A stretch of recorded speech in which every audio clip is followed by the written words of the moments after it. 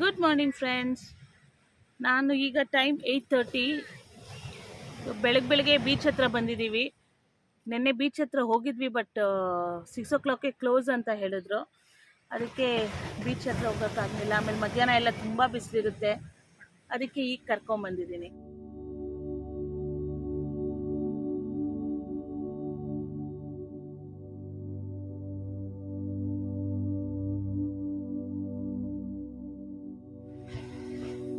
Eight ಓ clock ಬಂದ್ರೂ ತುಂಬ ಬಿಸಿಲಿದೆ. So ಸುಮ್ಮನೆ ಕುತ್ಕೊಂಡ್ಬಿಟ್ಟಿದ್ದೀನಿ ನೆರಳಲ್ಲಿ. ಇವರು ನೀರಲ್ಲಿ ಇಳಿಯಲ್ವಂತೆ, ನೀರು ತುಂಬ ಫೋರ್ಸ್ ಇದೆ, ಅದಕ್ಕೆ ಇಳಿಯಲ್ಲ ಅಂತ ಹೇಳ್ತಿದ್ದಾರೆ. ಸೊ ಹಾಗೆ ಎಲ್ಲ ತೊಗೊತಿದ್ದಾಳೆ ನೋಡಿ, ಅಲ್ಲಿ ಸೀಶೆಲ್ಸ್ ಎಲ್ಲ ತಗೊಂಡು ಕೂಡಿರ್ತಾಳೆ. ಸೊ ಈಗ ನೋಡೋಣ ಪ್ಲ್ಯಾನ್ಸು, ಇಲ್ಲೇ ಬ್ರೇಕ್ಫಾಸ್ಟ್ ಮಾಡೋದಾ ಅಥವಾ ಹೋಗಿ ಹೋಟೆಲ್ಗೆ ಹೋಗೋದಾ ಅಂತ ಇನ್ನೂ ಅನ್ಕೊತಾ ಇದ್ದೀವಿ. ಏನು ಮಾಡ್ತೀನಿ ಅಂತ ಶೇರ್ ಮಾಡ್ತೀನಿ.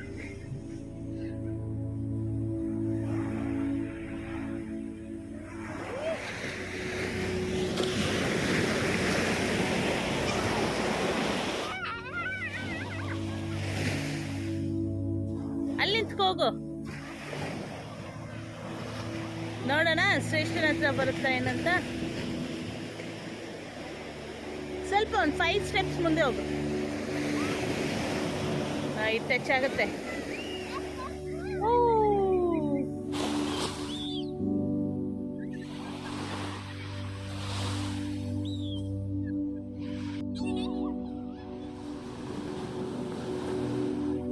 ಏನ್ ಮಾಡ್ತಿದ್ಯಾ ಶ್ರೇಯಾ? ಏನಕ್ಕೆ ಈ ತರ ಕಲೆಕ್ಟ್ ಮಾಡಿಟ್ಟಿದ್ಯಾ? ಏನಕ್ಕೆ ಈ ತರ ಕಲೆಕ್ಟ್ ಮಾಡಿದ್ಯಾ? ಏನ್ ಮಾಡ್ತೀಯ ಇದನ್ನ?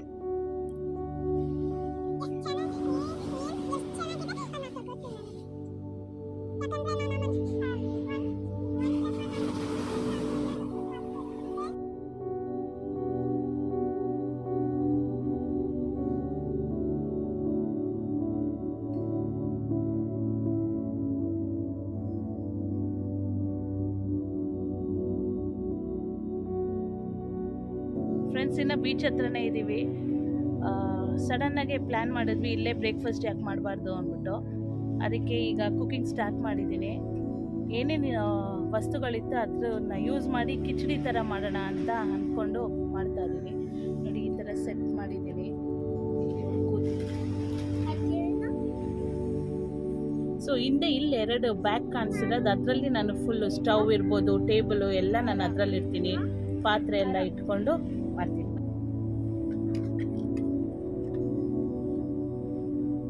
ಈಗ ಗ್ರೀನ್ ಚಿಲ್ಲೀಸು, ಈರುಳ್ಳಿ, ಬೆಳ್ಳುಳ್ಳಿ ಎಲ್ಲ ಒಟ್ಟಿಗೆ ಹಾಕ್ತಾ ಇದ್ದೀನಿ.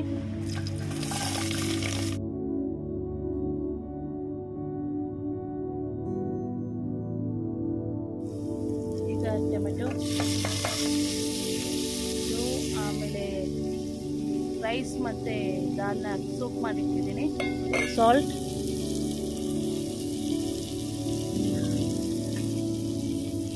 ಸ್ವಲ್ಪ ಅರಿಶಿನ, ಸ್ವಲ್ಪ ಸಾಫ್ಟ್ ಆಗಿ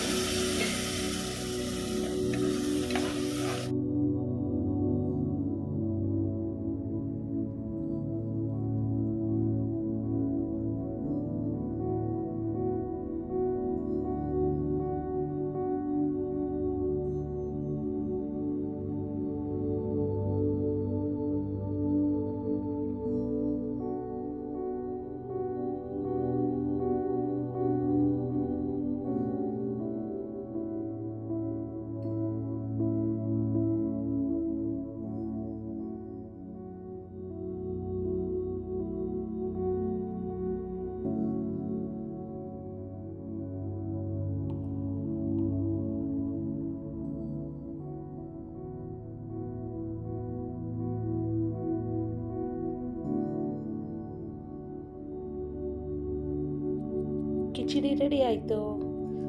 ಸೊ ಬೀಚ್ನ ನೋಡಿಕೊಂಡು ಬಿಸಿ ಬಿಸಿ ಕಿಚಡಿ ವಿತ್ ಲೋಕಲ್ ಸ್ನ್ಯಾಕ್ಸ್ ಏನಿದೆ ಅದನ್ನು ನಾವು ಎಂಜಾಯ್ ಮಾಡ್ತೀವಿ ಈಗ.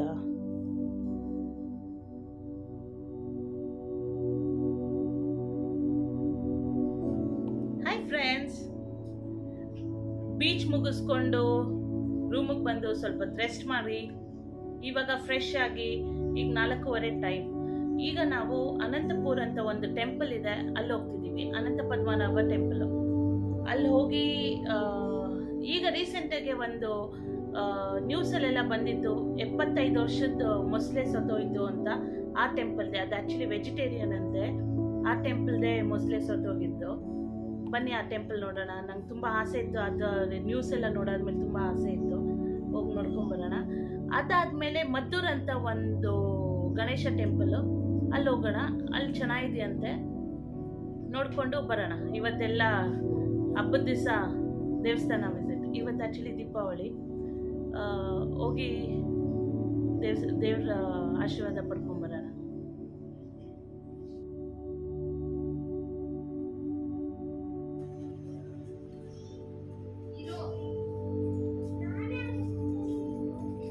ಶ್ರೇಷ್ಠ ವಿಡಿಯೋ ಬರ್ತಾನೆ ಇಲ್ಲ, ಎಷ್ಟು ಕರೆದ್ರೂ ಓಡಿ ಹೋಗ್ತಿದ್ದಾಳೆ.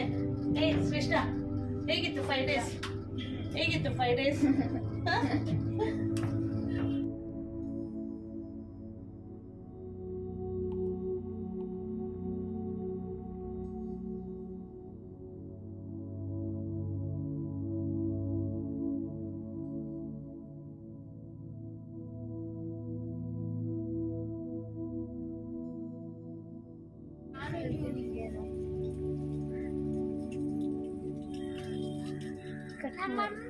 ಆಕ್ಚುಲಿ ಇಲ್ಲಿ ನೋಡಿ, ಇವಾಗ ನಾನು ಅಂದೆ ನೆನ್ನೆನೆ ನಮ್ಮ ಅಕ್ಕಗೆ ನಾಚಿಕೆ ಅಂತ.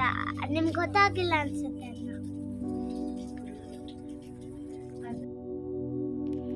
ಸೊ ಫಸ್ಟ್ ನಾವು ಆನ್ ದ ವೇ ನಮಗೆ ಫಸ್ಟ್ ಸಿಕ್ಕಿದ್ದು ಮದ್ದೂರಲ್ಲಿ ಸಿದ್ಧಿವಿನಾಯಕ ಟೆಂಪಲ್ ಅಂತ. ನಾವು ಫಸ್ಟ್ ಅಲ್ಲಿ ವಿಸಿಟ್ ಆದ್ವಿ. ದೊಡ್ಡದಾಗಿದೆ ಟೆಂಪಲ್ಲು, ಬಟ್ ಏನೋ ಕನ್ಸ್ಟ್ರಕ್ಷನ್ ನಡೀತಾ ಇತ್ತು, ತುಂಬ ನಾಯ್ಸ್ ಇತ್ತು. ಆಮೇಲೆ ತುಂಬ ಮೇ ಬಿ ಎಲ್ಲ ತೆಗೆದು ಎಲ್ಲ ರೀಕನ್ಸ್ಟ್ರಕ್ಷನ್ ಮಾಡ್ತಿದ್ದಾರೆ.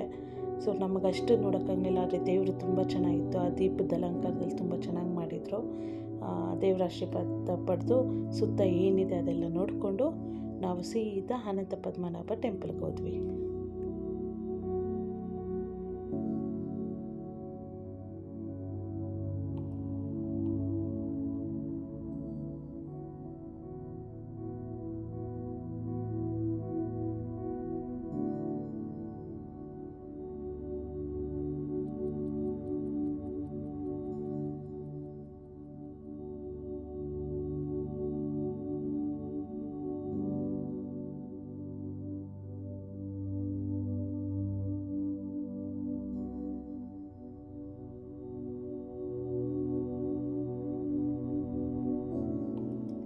ದೇವಸ್ಥಾನದ ಎಂಟ್ರೆನ್ಸ್ ಎದುರುಗಡೆನೇ ಒಂದು ಕಾಲುವೆ ಹರಿತಾ ಇದೆ. ಚೆನ್ನಾಗಿದೆ, ಫುಲ್ ಸುತ್ತ ಹಸಿರು ಆ ಕಾಲುವೆ. ಆಮೇಲೆ ಅದ್ರ ಪಕ್ಕ ಒಂದು ಗದ್ದೆ ಥರ ಇತ್ತು, ಫುಲ್ ಹಸಿರು, ತುಂಬ ಚೆನ್ನಾಗಿತ್ತು ನೋಡೋಕ್ಕೆ. ಜಾಗ ಚೆನ್ನಾಗಿದೆ. ಮೇ ಬಿ ಕನ್ಸ್ಟ್ರಕ್ಷನ್ ಆದಮೇಲೆ ತುಂಬ ಚೆನ್ನಾಗಾಗುತ್ತೆ ಈ ಜಾಗ. ಆವಾಗ ಇನ್ನೊಂದ್ಸಲಿ ಬಂದು ನೋಡಬೇಕು ಅಂತ ಅಂದ್ಕೊಂಡಿದ್ದೀನಿ. ನೋಡಿ, ಇಲ್ಲಿ ಹೊರಗಡೆಯಿಂದನೇ ನಿಮಗೆ ದೇವ್ರದ್ದು ದೀಪದ ಬೆಳಕು ಕಾಣುತ್ತೆ. ಇಲ್ಲಿ ಯಾವುದೇ ದೇವಸ್ಥಾನದಲ್ಲಿ ಒಳಗಡೆ ಕ್ಯಾಮ್ರಾ ಅಲೌಡ್ ಇಲ್ಲ. ಸೊ ನಾನು ಒಳಗೆ ಕ್ಯಾಮ್ರಾ ತೊಗೊಂಡೋಗಿ ಶೂಟ್ ಮಾಡೋಕ್ಕಾಗಲಿಲ್ಲ. ಎಲ್ಲೂ ಅನಂತ ಪದ್ಮನಾಭ ಟೆಂಪಲಲ್ಲೂ ನಮಗೆ ಕ್ಯಾಮ್ರಾ ಅಲೌಡ್ ಇರಲಿಲ್ಲ. ಸೊ ಆಚೆಯಿಂದ ಮಾತ್ರ ನೋಡಲಿಕ್ಕಾಯಿತು.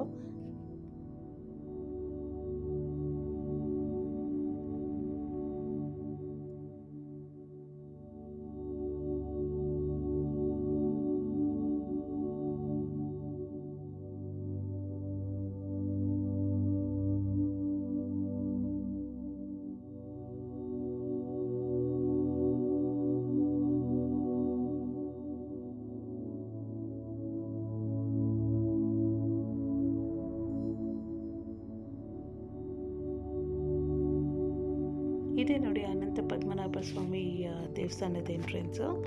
ಇದು ನಮ್ಮ ಕಾಸರಗೋಡು ಸೆಂಟ್ರಲಿಂದ ಈ ದೇವಸ್ಥಾನಕ್ಕೆ ಒಂದು 13 ಕಿಲೋಮೀಟರ್ ಇದೆ. ಒಂದು ಅರ್ಧ ಅವರ್ ಜರ್ನಿ ಆಗುತ್ತೆ.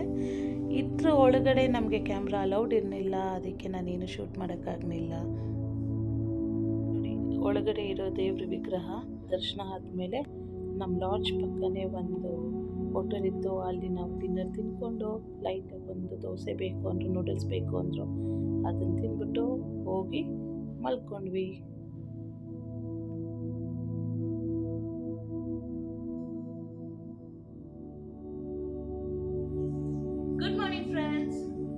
Welcome to my channel. ಇವತ್ತು 6th day of my trip. ಇಲ್ಲಿಂದ ಇವತ್ತು ನಾನು ಕಾಸರಗೋಡಲ್ಲಿದ್ದೀನಿ. ಕಾಸರಗೋಡಿಂದ ನಾನು ವೇಕೇಟ್ ಮಾಡ್ತಿದ್ದೀನಿ. ಇಲ್ಲಿಂದ ನನ್ನ ಮಗಳನ್ನ ನಾನು ಅವಳ ಹಾಸ್ಟೆಲ್ಗೆ ಬಿಟ್ಬಿಟ್ಟು ನಾನು ಬ್ಯಾಂಗ್ಳೂರ್ಗೆ ಹೋಗ್ತಿದ್ದೀನಿ. ಸೊ ತುಂಬ ಚೆನ್ನಾಗಿತ್ತು ಜರ್ನಿ. ನೀವೆಲ್ಲರೂ ಈ ವಿಡಿಯೋಸ್ನ ನೋಡಿದ್ದೀರಾ ಅನ್ಕೊತೀನಿ. ನಿಮ್ಮೆಲ್ಲರ ಸಪೋರ್ಟ್ ನನ್ನ ಚಾನಲ್ ಮೇಲೆ ಇರಲಿ. ಪ್ಲೀಸ್ ನನ್ನ ಚಾನಲ್ನ ಶೇರ್ ಮಾಡಿ ನಿಮ್ಮ ಫ್ರೆಂಡ್ಸ್ ಆ್ಯಂಡ್ ಫ್ಯಾಮಿಲಿ ಜೊತೆ. ಸಬ್ಸ್ಕ್ರೈಬ್ ಮಾಡಿ, ಲೈಕ್ ಮಾಡಿ. ಏನೇ ರೆಕ್ಟಿಫಿಕೇಶನ್ ಏನೇ ಇದ್ದಿದ್ರು ಪ್ಲೀಸ್ ಕಮೆಂಟ್ ಮಾಡಿ. ಸೊ ಸಬ್ಸ್ಕ್ರೈಬ್ ಅಂದರೆ when it is red colour ಇದ್ದರೆ ಆವಾಗ ಸಬ್ಸ್ಕ್ರೈಬ್ ಆಗಿಲ್ಲ ಅಂತ ಅದನ್ನು ನೀವು ಪ್ರೆಸ್ ಮಾಡಿದ್ರೆ ಸಬ್ಸ್ಕ್ರೈಬ್ ಆಗುತ್ತೆ. ಅದು ರೆಡ್ ಇಲ್ದಿರ ಬೇರೆ ಗ್ರೇಯಿಶ್ ಆ ಥರ ಇದ್ದರೆ ಅನ್ಕಲರ್ಡ್ ಇದ್ದರೆ ಆವಾಗ ಅದು ಸಬ್ಸ್ಕ್ರೈಬ್ ಆಗಲೇ ಮಾಡಿದ್ದೀರಾ ಅಂತ ತಿರ್ಗಾ ಪ್ರೆಸ್ ಮಾಡಿದ್ರೆ ತಿರ್ಗಾ ಅನ್ಸಬ್ಸ್ಕ್ರೈಬ್ ಆಗುತ್ತೆ. ಪ್ಲೀಸ್ ನಿಮ್ಮ ಸಪೋರ್ಟ್ ನನ್ನ ಮೇಲೆ ಇರಬೇಕು. Thank you so much.